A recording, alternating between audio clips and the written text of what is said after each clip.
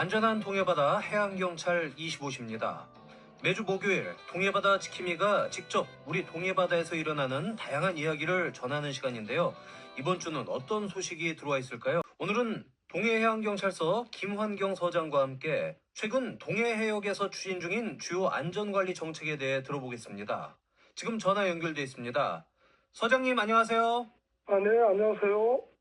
라디오 동서남북 청취자 여러분, 동해해경서장 총경 김한경입니다.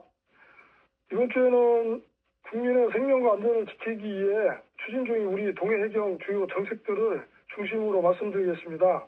청취자 여러분들의 많은 관심과 응원 부탁드립니다. 네. 서장님, 최근에 동해안경찰서에서 테트라포드 출입 통제 구역을 지정하고 또 그 통제를 시행 중이라고 알고 있거든요. 어떤 구역에서 어떤 이유로 추진되는 건지 궁금한데요. 네. 동해해양경찰서는 반복되는 추락 사고를 예방하기 위해 올해 9월 4일부터 동해시 청곡항 방파제와 삼척시 임원항 동방파제 테트라포드 구역에 대해서 출입을 통제하고 있습니다. 테트라포드는 구조상 표면이 미끄럽고 사이가 넓어서 한번 떨어지면 자력으로 빠져나오기가 어렵고 구조도 쉽지 않은 곳입니다. 네. 실제로 테트라포드에서 일어나는 사고가 동해 관내에서 많이 발생을 하나요? 네, 실제로 지난 5년 동안 전국에서 발생한 테트라포드 관련 사고가 193건이 있었는데요. 그중에 약 11%인 21건이 동해와 삼척 지역에서 발생했습니다. 이런 사고를 막기 위해 저희는 올해 초부터 순찰을 강화하고 지자체와 협력해 안전 펜스 설치 요청도 지속해 왔는데요. 그럼에도 불구하고 사고가 이어지자 관계기관 협의를 거쳐 출입 통제 구역으로 지정하게 됐습니다. 9월에는 한 달간 홍보와 계도 기간을 운영했고 10월부터는 본격적으로 단속을 시행하고 있습니다. 네, 그렇군요. 통제 이후에도 테트라포드 출입 통제 구역에 들어가는 분들이 있다고 하던데 어떻습니까? 실제 단속이 된 사례가 있나요? 네, 이번 달부터 본격적인 단속을 시행 중인데요. 지난 10월 5일 동해시 청곡항 방파제 내 테트라포드에서 한 번, 10월 19일 임원항 동방파제 테트라포드 출입 통제구역에서 두 번, 총 세 차례에 걸쳐 낚시객을 적발한 사례가 있습니다. 연안사고 예방법에 관한 법률 제25조에 따르면 출입이 통제된 연안구역에서 정당한 사유 없이 들어갈 수 없고 이를 위반할 경우 최대 100만 원 이하 과태료가 부과됩니다. 다시 한번 말씀드리지만 출입 통제는 처벌이 목적이 아니라 사람의 생명을 지키기 위한 조치입니다. 이번 위험구역 접근은 절대 삼가해 주시기를 부탁드립니다. 네. 그리고 요즘 동해안에 레저보트 이용자가 많아지면서 이와 관련된 사고 위험도 커질 것 같은데요. 네, 맞습니다. 최근 들어 동해안에는 낚시, 제트스키, 레저보트 등 수상 레저 활동이 크게 늘어나고 있습니다. 특히 미디어나 SNS를 통해 해양 레저가 활발히 소개되면서 초보 이용자와 소형 레저기구가 급격히 증가하는 추세인데요. 문제는 이런 레저기구들이 대부분 크기가 작고 선체가 낮아 바다 위에서 다른 선박이 잘 보지 못한다는 점입니다. 실제로 레저보트가 어선이나 낚싯배와 충돌한 사례가 종종 발생하고 있습니다. 예. 자, 그럼 동해해경에서 어떻게 대처하고 있는지 궁금한데요. 예, 우리 동해해경은 이런 위험을 줄이기 위해서 레저기구 식별 강화 캠페인을 본격적으로 추진하고 있습니다. 캠페인의 핵심은 멀리서도 잘 보이게 하자는 것입니다. 네. 구체적으로 어떤 방법으로 레저기구 식별을 강화한다는 건지 궁금합니다. 예, 우선 주 야간에 맞춰 각각 다른 캠페인을 진행하고 있는데요. 먼저 주간에는 태극기 개양 캠페인을 운영합니다. 작고 낮은 구조의 레저보트는 파도에 가려지면 정말 잘 안 보이거든요. 예. 그래서 선체에 태극기를 부착하면 멀리서도 식별이 훨씬 용이합니다. 실제로 현장에서 태극기를 단 레저보트는 어선에서도 훨씬 눈에 잘 띈다는 의견이 많습니다. 네. 선체 태극기를 단다. 좋은 방법인 것 같습니다. 이건 주간이고요. 그럼 야간에는 어떤 방법이 있을까요? 네, 야간에는 고유도 야광 스티커 부착 캠페인을 병행합니다. 야광 스티커를 부착하고 항해 등을 밝은 색상으로 높은 위치에 설치하도록 안내 드리고 있습니다. 이렇게 하면 어두운 밤바다에서도 다른 선박이 레저 보트의 위치를 쉽게 인식할 수 있어 충돌 사고를 미연에 방지할 수 있습니다. 이 밖에도 오픈 카카오톡 채널과 수상 레저 동호회 커뮤니티를 통해 온라인에서도 지속적으로 캠페인을 알리고 있습니다. 네. 수상 레저 활동을 즐기는 분들이 지켜야 할 기본 안전 수칙이 있을까요? 네, 레저 활동은 안전이 전제될 때 진정으로 즐길 수 있습니다. 가장 기본적인 것은 구명조끼를 반드시 착용하시고 내 위치를 다른 선박이 잘 볼 수 있게 하는 것입니다. 낮에는 태극기, 밤에는 항해등과 야광 스티커로 내 존재를 명확히 알리는 것이 사고를 예방하는데 큰 도움이 됩니다. 또 출항 전 기상 확인, 안전장구 준비, 음주 운항 금지 등 수상 레저 이용자라면 반드시 지켜야 할 기본 원칙입니다. 그리고 레저보트 입출항 시에 해양경찰 기관에 신고를 해주시면 해경이 이급시 신속한 구조 등 안전관리를 하는데 많은 도움이 됩니다. 꼭 신고를 해주시기를 부탁드리겠습니다. 네, 알겠습니다. 다음 소식 알아보죠. 최근 동해안경찰서에서 승선원 2인 이하 어선에 구명조끼 미착용 집중 단속을 시행한다고 하는데 이 내용과 추진 배경을 좀 짚어주실까요? 네, 그렇습니다.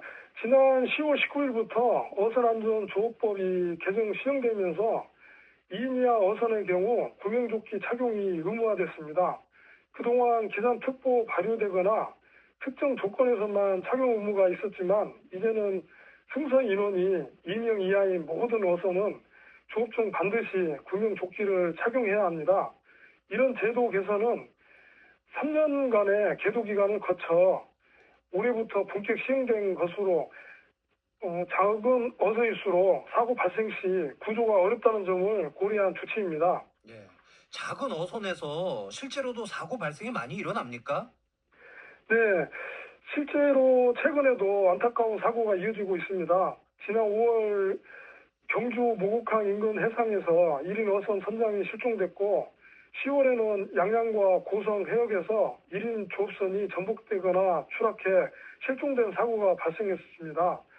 이런 사고들은 대부분 구명조끼를 착용하지 않았던 경우였고 주변에 함께 있던 사람이 없어 신고나 구조가 늦어지는 경우가 많았습니다. 그래서 동해해경은 이번 달부터 2인 이하 어선을 대상으로 구명조끼 착용 홍보와 함께 집중 단속을 병행하고 있습니다. 단속의 목적은 처벌이 아니라 스스로의 생명을 지키자는 안전의식 확산입니다. 예. 어민들 사이에서 이 조업할 때 구명조끼가 좀 불편하다 이런 의견들이 있는 걸로 알고 있는데요. 이런 부분에 대한 지원이나 대책이 있을까요? 네, 어민들의 작업 특성상 구명조끼를 불편하게 느끼시는 분들이 많습니다. 그래서 정부와 수협, 지자체가 함께 2025년 구명조끼 보급 한시 지원 사업을 추진한 바가 있습니다. 우선은 여러분께 가볍고 착용이 편한 평창식 구명조끼 구입 비용의 80%를 지원하는 사업입니다.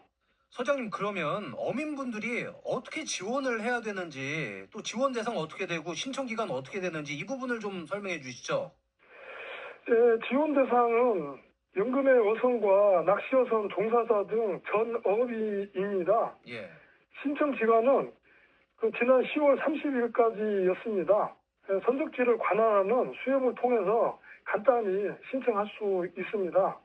구명조끼는 불편함보다 생명을 지켜주는 가장 확실한 안전 장치라는 점을 꼭 기억해 주시기를 바랍니다. 네, 신청 기간이 10월 31일까지였군요. 예, 많은 분들이 신청을 해 주셨을 거라 믿습니다. 예. 자, 그리고 요즘 날씨가 많이 쌀쌀해졌습니다. 이렇게 가다간 금방 겨울이 될 것 같은데요. 동절기에는 원거리 해역에서 조업하는 어선들의 위험이 크다고 들었거든요. 현재 어떤 상황이며 해경에서는 어떤 대비를 하고 있는지 궁금합니다. 네, 맞습니다. 11월부터 2월까지는 바다의 기상이 매우 불안정해서 동해 원거리 해역에서 조업하는 어선들의 안전관리가 무엇보다 중요합니다. 동절기에는 하루 평균 30여 척에서 최대 100여 척 정도의 어선이 원거리 해역에서 조업을 하는데요. 주로 강원 속초, 주문진, 경북 후포, 구릉포, 제주 등에서 출항한 통발 어선이나 연승 어선, 제낙기 어선들이 동해태 등 원거리 해역에 나가 조업을 합니다. 그런데 이 시기에는 풍랑특보가 자주 발효되고 파고가 5에서 6m 이상 치솟는 날도 많아 조업 중 전복이나 기관 고장 등 해양사고 위험이 매우 높습니다. 네, 이렇게만 들으니까 잘 와닿지 않거든요. 혹시 실제로 원거리 해역에서 해양 사고가 일어난 사례가 있을까요? 네, 실제로 최근 5년간 원거리 해역에서 발생한 해양사고가 96건이고 그중 동절기 사고만 40건, 네, 사망 실종자도 11명에 달했습니다. 사고 원인은 대부분 악천 후에도 조업을 강행하거나 복원력이 약한 어선이 높은 파도에 휩쓸린 경우였는데요. 동해 해경은 이런 사고 예방하기 위해서 올해에도 동절기 원거리 조업사 안전관리 대책을 본격 시행하고 있습니다. 네, 조업선 안전관리 대책을 본격 시행하고 있다. 이걸 좀 구체적으로 어떤 방식으로 하시는지 좀 설명 부탁드립니다. 네, 먼저 동해 해경은 신형 대형 함정 위주로 원거리 해역에 전단 배치하고 있습니다. 여기에 동해어 관리단의 무궁화호와 협력해서 원거리 해역의 순찰, 기상 악화시 어선 대피 유도 등 함께 수행하고 있습니다. 또 악천후가 예측되면 내부적으로 사전 판단 회의를 열어서 선제적으로 대응 체계를 가동하고 있습니다. 기상이 악화될 것으로 예상될 때에는 1일 전에 어선 선단 편선을 유도하고 필요시에는 어선들이 근거리로 모여 안전관리 체계를 유지하도록 조치하고 있습니다. 예, 이 원거리 해역에서는 기상 상황이 좋지 않게 변하면 많이 위험할 것 같습니다. 예, 그런 상황이 좀 더 그 심각한 경우가 되면 어떻게 그 대응을 하는지 좀 궁금한데요. 예, 상황이 더 심각해질 경우에는 수상구조법상 이동 대피 명령을 발령해서 어선들이 미리 안전한 해역으로 이동할 수 있도록 지도하고 있습니다. 실제로 지난해 10월에는 최대 파고가 11m를 넘었던 상황에서 이동 대피 명령을 내려 큰 피해 없이 마무리된 사례도 있었으며 지난 동절기에 총 3회에 걸쳐서 이동 대피 명령을 발령했었습니다. 이런 조치는 단순한 행정명령이 아니라 선박 한 척, 선원 한 사람의 생명을 지키기 위한 안전장치입니다. 네, 이 파도 높이가 11m가 넘는 상황이라 이걸 예, 보지 않고 듣기만 해도 아찔합니다. 생각을 하니까. 예, 예, 그리고 여러 지역 어선들이 동해 원거리 해역에서 함께 조업한다고 하셨는데 이 관할이 다르잖아요. 예. 다르다 보니까 협업이 좀 어렵지 않을까 그런 생각이 드는데 어떻습니까?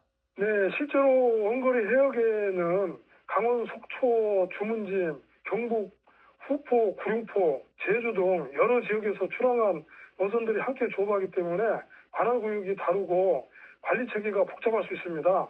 그래서 동해어 관리단, 각 지역 수협, 어선 안전 조업국 등 관계 기관들과 긴급 연락망과 단체방을 구축해서 실시간으로 정보를 직접 공유하고 있습니다. 또 현장에서 어선 간 통신 협조 체제를 강화해서 긴급 상황에서도 신속히 대응할 수 있도록 준비하고 있습니다. 네, 그렇군요. 동해를 찾는 분들에게 당부하고 싶은 말씀이 있다면 어떤 게 있을까요? 네, 바다는 육지 환경과 너무 다르기 때문에 언제 어떤 상황이 발생할지 예측하기가 더욱 어렵습니다. 특히 승선 인원이 적은 조업사는 위급할 때 즉시 도움을 줄 사람이 없기 때문에 스스로 안전을 지키는 것이 가장 중요합니다. 귀찮더라도 구명조끼를 반드시 착용하시고 출항 전에는 기상정보와 장비 점검을 꼭 확인하시기를 부탁드립니다. 동해 해양경찰서는 앞으로도 어민 여러분과 동해 바다를 찾는 여러분들의 안전을 최우선으로 사고 없는 바다를 만들기 위해 최선을 다하겠습니다. 앞으로도 국민 여러분의 따뜻한 관심과 응원 그리고 해양경찰에 대한 변함없는 신뢰 부탁드립니다. 네. 끝으로 서장님, 이번 주말 동해 바다 날씨 어떤지 좀 알려주실까요? 네, 이번 주 주말 동해바다 기상은요. 먼저 바다 물결은 일요일 저녁까지 2m 내로 일겠고 금요일 오후부터 영동권 해안에는 저기압의 영향으로 날씨가 흐리고 곳에 따라 적은 양의 비가 내릴 수 있을 것 같습니다. 또한 일요일에는 먼 바다에서부터 파도가 점차 높아지면서 최고 3m까지 일 것으로 예상되는데요. 따라서 원거리 조업 활동이나 울릉도 관광을 위해 여객선 이용을 계획하고 계신 국민께서는 이동 전 반드시 해양 기상 정보를 잘 확인하시고 안전하게 해양을 이용해 주시면 감사하겠습니다. 네, 지금까지 동해해양경찰서의 김환경 서장이었습니다. 서장님, 오늘 말씀 고맙습니다. 네, 감사합니다.